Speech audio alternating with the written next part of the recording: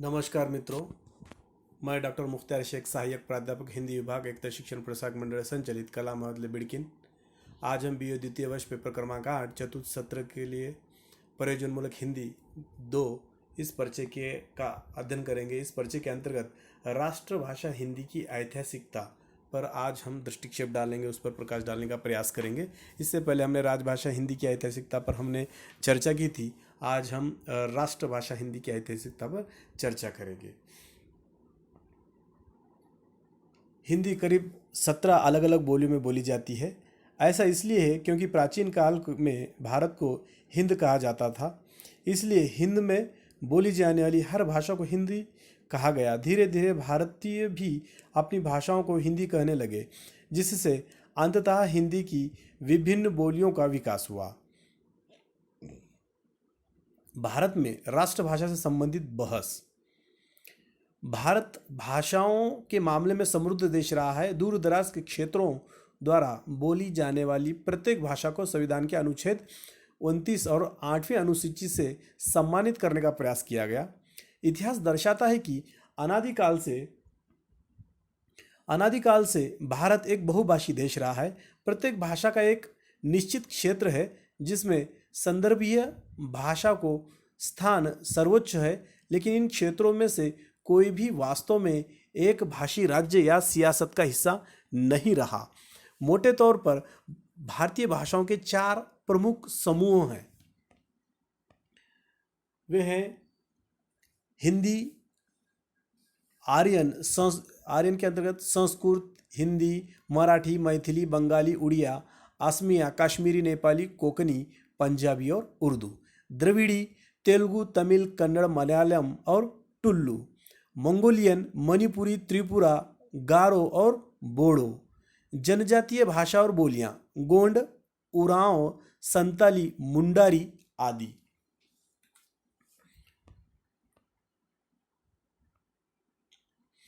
प्राचीन भारत में संस्कृत विशेष रूप से आर्यों के काल में सबसे प्रचलित भाषा थी। ऐसे प्रमाण हैं जो दर्शाते हैं कि संस्कृत अभिजात वर्ग द्वारा बोली जाती थी, जबकि निम्न वर्ग आम लोगों ने पाली को संचार के साधन के रूप में इस्तेमाल किया था।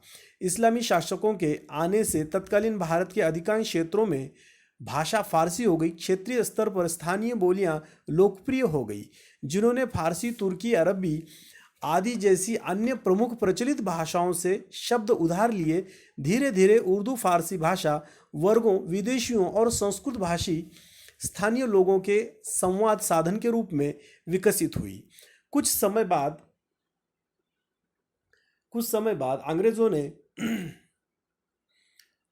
भारत में आया और अंग्रेजी भाषा ने फारसी को विस्थापित करना शुरू किया। स्थानीय निवासियों के लिए अदालतों में हिंदी और उर्दू का इस्तेमाल होने लगा। शुरू में ब्रिटिश अदालतों और अन्य भारतीय मामलों में स्थानीय भाषाओं का प्रयोग किया गया, लेकिन बाद में अंग्रेजों ने अंग्रेजी के प्रयोग की अपनी सहूलियत को देखते हुए स्थानीय भाषाओं को दरकिनार कर दिया।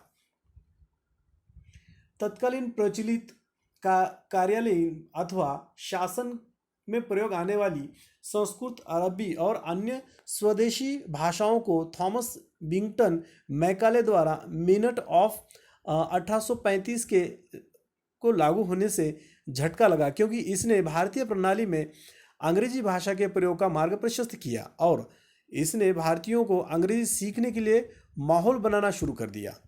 अधिकांश सरकारी कार्य अंग्रेजी में ही किए जाने लगे।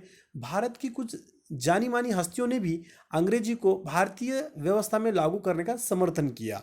उदाहरण के लिए राजा राम मोहन राय ने अंग्रेजी शिक्षा प्रणाली शुरू करने का समर्थन किया, ताकि ब्रिटेन के आधुनिक विज्ञान और उदारवादी शिक्षा की पहुंच से जनता को आधुनिक बोध प्राप्त हो सके। लेकिन अंग्रेजों के अत्याचार ने भारतीयों को हर लिहाज से विद्रोही बना दिया। राष्ट्रभाषा या देश भाषा को एकता और राष्ट्रीय प्रांतीय गौरव के प्रतीक के रूप में देखा जाने लगा और इसे स्वतंत्रता संग्राम का महत्वपूर्ण हिस्सा माना जाने लगा। आजादी के बाद बहस मुख्य रूप से 3 लोकप्रिय भाषाओं अर्थात हिंदी, उर्दू और हिंदुस्तानी में से एक के लिए थी। बंगाली, तमिल, मराठी आदि जैसी अधिकांश क्षेत्रीय भाषाएं भौगोलिक सीमाओं के प्रांतीय प्रचलन के कारण अपनी साहित्यिक उपलब्धियों के बावजूद अखिल भारतीय संवाद की दावेदारी बहस के उपयुक्त नहीं पाई गई। ये भाषाएं किसी प्रांत राज्य से परे नहीं प्रसारित थी। प्रस्ताव रखा गया कि हिंदी को देश की राजभाषा बनाया जाए क्योंकि यह भारत में रहने वाले लगभग 40% लोगों की मातृभाषा थी और इसे गैर हिंदी भाषी आबादी के एक बड़े हिस्से को भी समझने में सहूलियत होती। इस प्रस्ताव ने गैर हिंदी राज्यों में एक प्रतिरोध की चिंगारी उठाई और जल्द ही यह चिंगारी पूरे देश में आंदोलन को जन्म देने लगी। उनका तर्क था कि हिंदी को राजभाषा के रूप में क्यों चुना जा रहा है और तमिल आदि जैसी अन्य भाषाएं क्यों नहीं, जिसका जवाब हमने आगे मिलेगा। संविधान सभा में इस पर विस्तार से चर्चा की गई। जब संविधान सभा में भारतीय संविधान का निर्धारण किया जा रहा था तो संविधान निर्माताओं के मन में राजभाषा के रूप में एक भाषा चुनने का विचार भी आया। केंद्र सरकार की आधिकारिक भाषा क्या हो, भारतीय संविधान सभा में एक सबसे विवादित आधिकारिक मुद्दा यही था। हिंदी के राजभाषा होने के संबंध में दो समस्याएं थी, हिंदी की बोली और भारत में मौजूद अन्य भाषाएं। हिंदी करीब 17 अलग अलग बोलियों में बोली जाती है। ऐसा इसलिए है क्योंकि प्राचीन काल में भारत को हिंद कहा जाता था, इसलिए हिंद में बोली जाने वाली हर भाषा को हिंदी कहा गया। धीरे धीरे भारतीय भी अपनी भाषाओं को हिंदी कहने लगे, जिससे अंततः हिंदी की विभिन्न बोलियों का विकास हुआ। इसलिए बहस छिड़ गई कि किस बोली को सरकारी हिंदी बोली के रूप में चुना जाना है। बाद में जिस हिंदी बोली को अपनाया गया वह दिल्ली आगरा क्षेत्र संस्कृत शब्दावली के साथ बोली जाने वाली भाषा तय की गई। हालांकि यह एक मामूली मुद्दा था। इससे पहले जिस महत्वपूर्ण मुद्दे से निपटना था वह यह था कि किस भाषा को देश की राजभाषा के रूप में चुना जाए।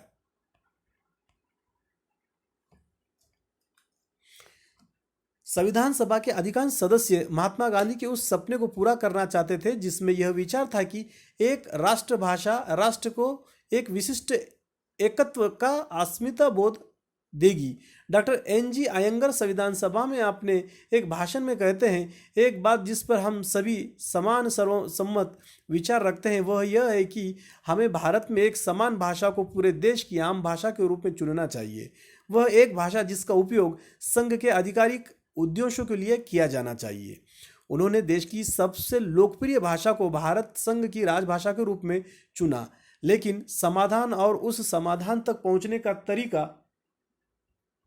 सरल नहीं था। जैसे ही सभा के समक्ष यह प्रस्ताव रखा गया, विधानसभा के कई सदस्यों ने इसका विरोध गैर हिंदी भाषी आबादी के लिए अनुचित होने के आधार पर किया, जो अपनी गैर हिंदी पृष्ठभूमि के कारण रोजगार के अवसरों, शिक्षा और सार्वजनिक सेवाओं के मामले में पिछड़ जाएंगे। हिंदी भाषा को शामिल करने और शामिल न करने के लिए कई तर्क वितर्क हुए। ए.के. मैत्रा और एन.जी. अयंगर सहित संविधान सभा के कुछ सदस्यों ने मांग की कि क्षेत्रीय भाषाओं को भी मान्यता दी जानी चाहिए राज्य स्तर पर और चुनी हुई भाषा को अनन्य नहीं बनाया जाना चाहिए। लोकमान्य तिलक, गांधी जी, सी राजगोपालाचार्य, सुभाष चंद्र बोस और सरदार पटेल जैसे अन्य लोग थे जिन्होंने मांग की थी कि हिंदी का इस्तेमाल बिना किसी अपवाद के पूरे भारत में किया जाना चाहिए और राज्यों को भी हिंदी भाषा के इस्तेमाल का सहारा लेना चाहिए क्योंकि इससे एकीकरण को बढ़ावा मिलेगा। हालांकि बाद में सी राजगोपालाचारी के विचार बदल गए, पर उस समय वो भी इसी खेमे में शामिल कई भाषाओं को आधिकारिक भाषाओं के रूप में पेश करना व्यवहार्य नहीं माना गया। Doctor B R. अंबेडकर के हवाले से कहा गया, एक भाषा लोगों को एकजुट कर सकती है, दो भाषाओं से आप लोगों को विभाजित होना सुनिश्चित कर रहे हैं। यह एक उदासीन प्रकृति है। संस्कृति का संरक्षण भाषा से होता है। चूंकि भारतीय एकजुट होकर एक समान संस्कृति का विकास करना चाहते हैं, इसलिए सभी भारतीयों का यह कर्तव्य है कि वे हिंदी को अपनी आधिकारिक भाषा के रूप में चुने। अंततः जब संविधान सभा अपनी किंग कर्तव्य विमूढ़ता के दरवाजे पर खड़ी हो अपनी एकता को सजो रही थी, तभी उस सजोते हुए एकमत से मुंशी अयंगर नामक सूत्र साधन अपना अपना लिया गया। यह आधे अधूरे समझौते थे, क्योंकि किसी समूह को वह नहीं मिला जो वह चाहता था। इसी सूत्र के अनुसार अंग्रेजी को 15 साल की अवधि तक हिंदी के साथ साथ भारत की राजभाषा के रूप में जारी रखना था, लेकिन समय सीमा नम्य थी और उसके विस्तार की शक्ति संसद को दी गई थी। जब 15 वर्ष की अवधि समाप्त होने वाली थी, तब गैर हिंदी भाषी राज्यों में आंदोलन को रोकने के प्रयास में राजभाषा अधिनियम 1963 नामक एक कानून बनाया गया, लेकिन अधिनियम के प्रावधान प्रदर्शनकारियों के विचारों को संतुष्ट नहीं कर सके। यहाँ राष्ट्रभाषा पर शास्त्री के रुख का संदर्भ जरूरी है।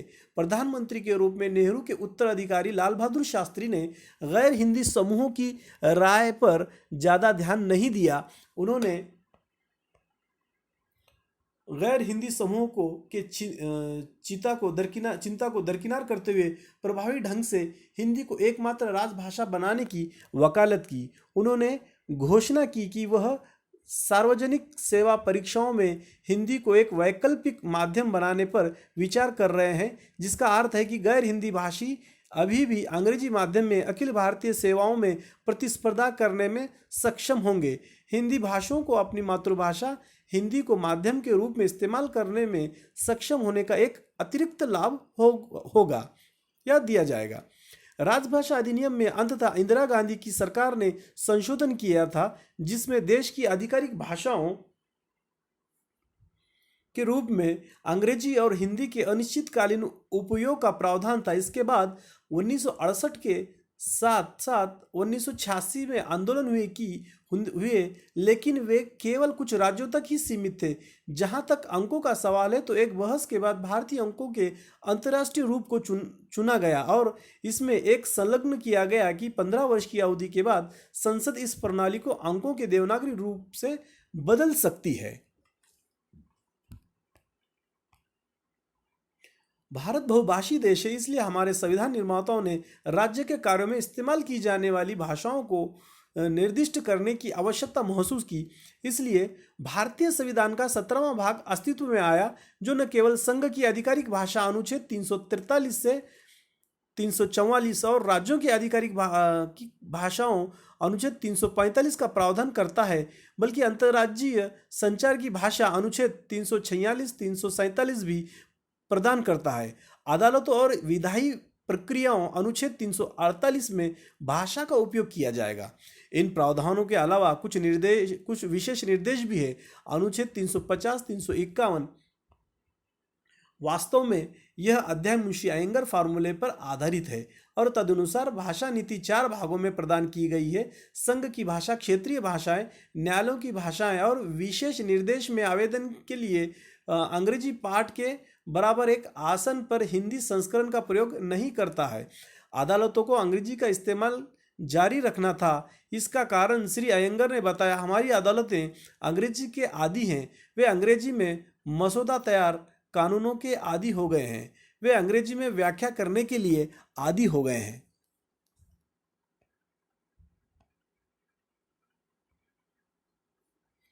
हिंदी भाषा में अंग्रेजी शब्द के बराबर का उचित शब्द खोजना और फिर सभी उदाहरणों और फैसलों के साथ इसकी व्याख्या करने के लिए आगे बढ़ना हमेशा संभव नहीं है। एक राष्ट्रीय भाषा का महत्व एक बहुत ही महत्वपूर्ण सवाल है, जो राष्ट्रभाषा के विषय के सामने आते ही उठते हैं। वह यह है कि राष्ट्रभाषा की क्या ज़रूरत है, इसके लिए तमाम हो हल्ला क्यों है। सामाजिक परिवर्तन में राष्ट्रभाषा की भूमिका का बड़ा महत्व है। यह राष्ट्रभाषा है जिसके माध्यम से समाज को एक साथ एक सुगठित और संगठित इकाई में रचनाशीलता दी जाती है। एकल भाषा के अस्तित्व में समाज में एकजुटता और लगाव आता है। विधि आयोग अपनी 200 16वीं रिपोर्ट 2008 में इस बात से सहमत है कि भाषा किसी भी राष्ट्र के नागरिकों के लिए अत्यधिक भावात्मक मुद्दा है। यह एक महान संगठित बल है और राष्ट्रीय एकता के लिए एक शक्तिशाली साधन है। यह सामाजिक परिवर्तन का बहुत मजबूत और प्रभावशाली साधन है। इसमें लोगों की सोच और सामाजिक व्यवहार को प्रभावित करने की क्षमता है।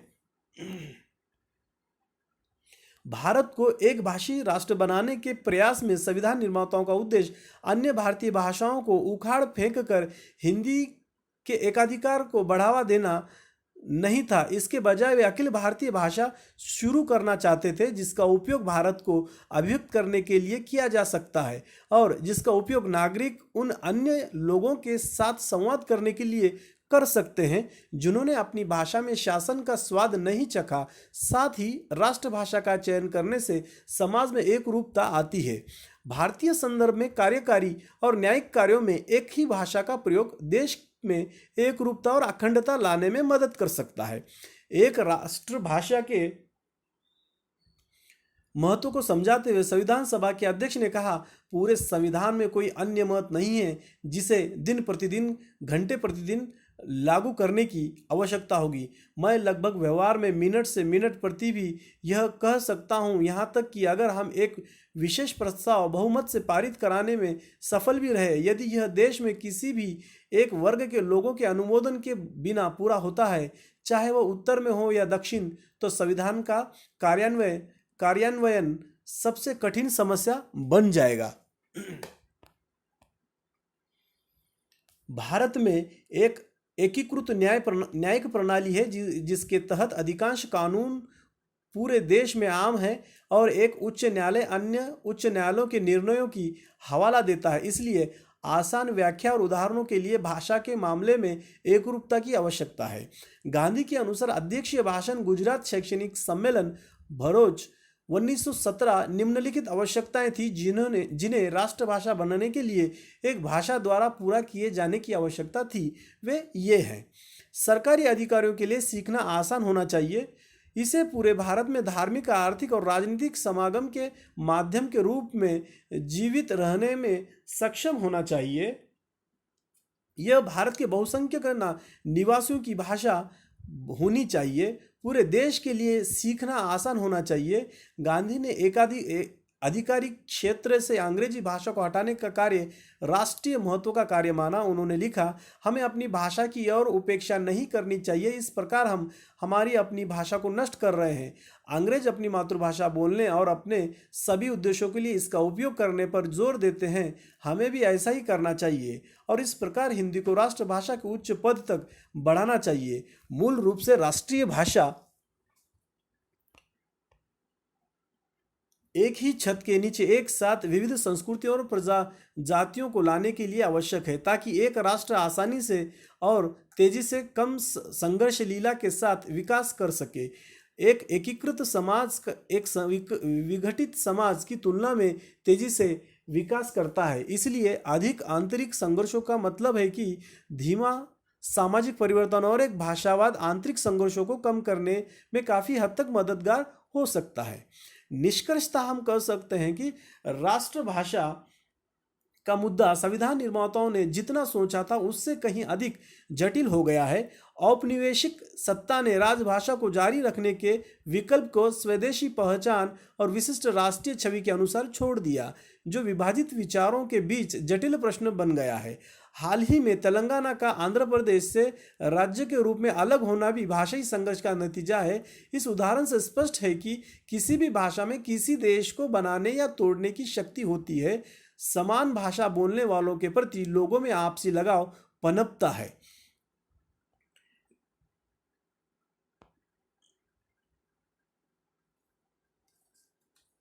लेकिन राष्ट्रभाषा पर जोर इस तथ्य को कम महत्व का नहीं कर सकता कि क्षेत्रीय भाषाओं को भी महत्व दिया जाना चाहिए और उनकी सुरक्षा के लिए कदम उठाए जाने चाहिए। आखिरकार वे एक राष्ट्र की विभिन्न संस्कृति को दर्शाता है और एक समाज की जातीयता को संरक्षित करने में मदद करता है।